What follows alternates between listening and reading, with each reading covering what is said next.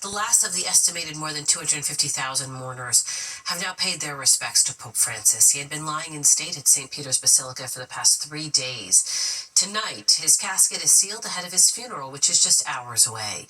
And let's take a live look at St. Peter's Square, where world leaders will converge for Pope Francis's state funeral. That'll be held at 10 a.m. local time. Fox 5's Jessica Formoso has more on what we can expect and a reaction from local Catholics who attended a memorial mass for Pope Francis tonight in Queens. Pope Francis' coffin now sealed ahead of his state funeral in St. Peter's Square Saturday morning. World leaders, including President Donald Trump, along with royalty and clergy, will be in attendance, as well as a small group of poor and needy people, something the Pope wanted.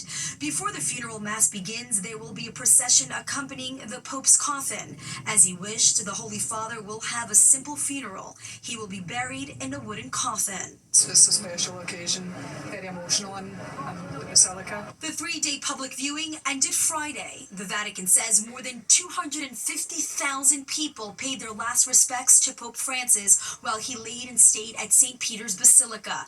Even 1 hour before Pope Francis' coffin was sealed, there was still thousands of people lined up outside trying to get inside.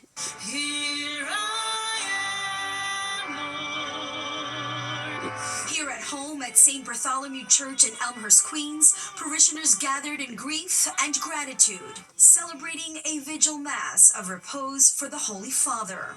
We just had to pray for him to be in the special place that he earned on earth. There's that sense of gratitude for his goodness, for his service, for his example, his leadership.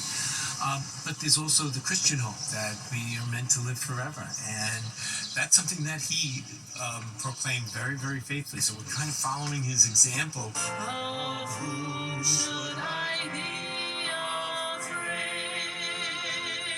The Holy Father will be buried outside of the Vatican at the Basilica of St. Mary Major. As for the parishioners here, they say they will remember Pope Francis as the voice of the people.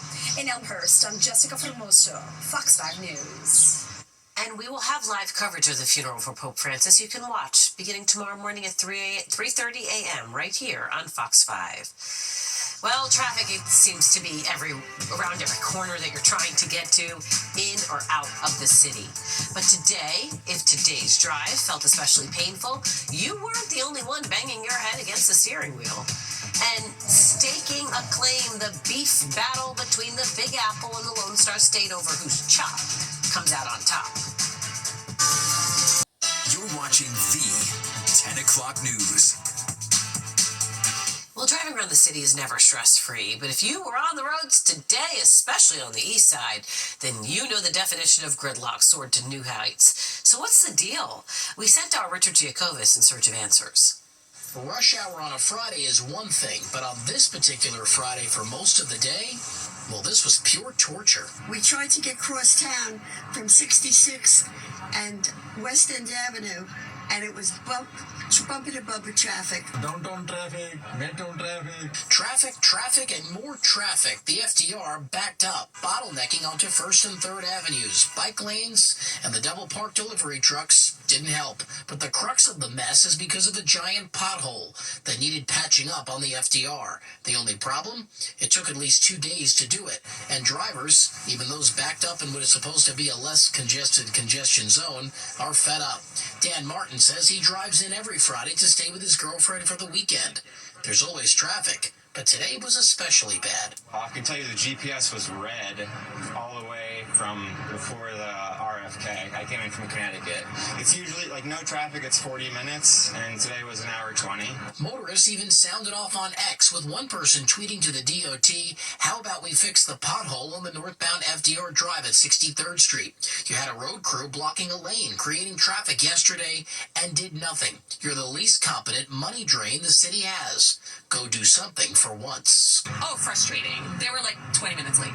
A New York City Department of Transportation spokesperson did not answer our questions tonight when we inquired about what took so long with this pothole repair and if drivers had been complaining. But that spokesperson did tell us that all lanes are now open on the FDR and temporary repairs have been made, with more permanent repairs expected in the future. That could mean more headaches, though, for drivers. Time will tell. On the Upper East Side, Richard Giacobis, Fox 5 News. This just in, Virginia Giuffre, one of the most vocal accusers of Jeffrey Epstein, has died. In a statement, the 41-year-old's publicist said that Giuffre died by suicide at her farm in Australia. Giuffre, who said that she was sex trafficked by Epstein when she was a teenager, also claims that she was exploited by Britain's Prince Andrew. He has denied those allegations. If you or someone you know needs help, please call the National Suicide Prevention Lifeline at 988. A judge in Wisconsin is taken away in handcuffs after being arrested by the FBI. The agency claiming Milwaukee Circuit Judge Hannah Dugan helped a man they wanted to arrest evade immigration authorities. They did later take him into custody.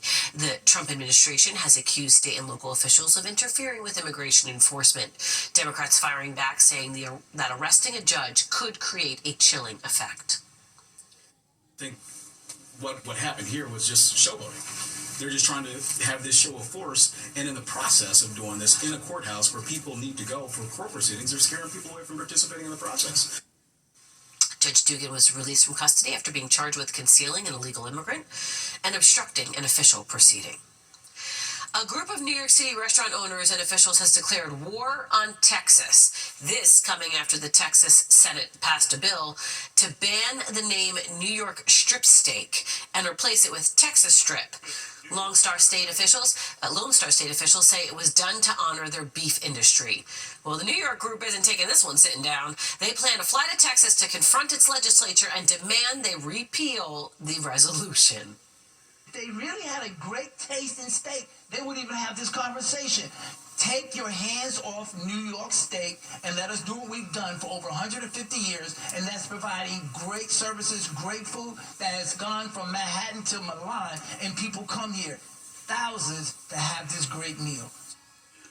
So reports say Texas lawmakers will further debate this bill next week. A part of Central Park has been transformed. Take a look at the new community hub with everything from a pool to an ice rink, waiting for parkgoers in Harlem. Repairs to fix a massive sinkhole on the westbound side of I-80 in Jersey are taking a lot longer than expected. The reopening target date for 2 lanes was originally May 4th. Now it's the end of May. Officials are blaming the delay on sonic drilling taking longer than expected. Work on the eastbound lanes is moving a bit faster.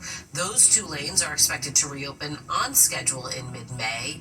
All lanes of Route 80 are set to reopen by June the 25th. All right, turning now to our forecast, let's check it. Central Park is the home to a brand new pool and community center. The new Davis Center at the Harlem Meer will open up tomorrow to the public following a $160 million upgrade. Today, the organization responsible for managing the center held a ceremonial ribbon cutting to commemorate the opening. And that does it for us tonight. If you missed any part of the 10 o'clock news, you can always catch an encore on our free streaming app, Fox Local. Have a great weekend. See you back here Monday.